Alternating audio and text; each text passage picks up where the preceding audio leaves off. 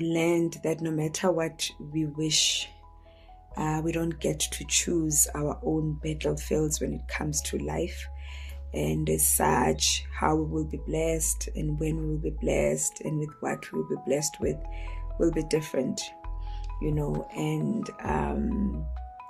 and if we run away from our truth's way to the truths about your life, your call, your assignment, and your mission, your office in life, you are basically depriving God and the universe of showing off and showing up and showing you who God is and who you are to God, who you are in God's eyes. Well, who and what you are designed to be, you deprive, because it is only in accepting your own battlefield, your own challenges, your own life that God, you can really see uNkulunkulu.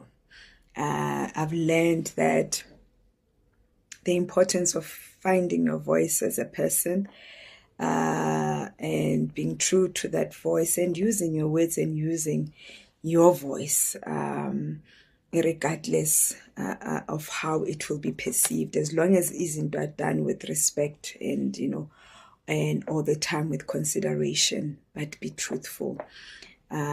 Slow days are part of life, challenges are part of life, sad days, feeling unmotivated, it's all normal. But we have to normalize getting back on track. We have to normalize continuing, because to be courageous or to be brave and to be strong, it's not something we can be 24/7. But it is, sometimes you don't have an option but to be courageous, but to be brave, but to get back on track and to continue. We have to learn. The most important thing is also learning and knowing how to lead yourself first before you can lead anything or anyone. If you are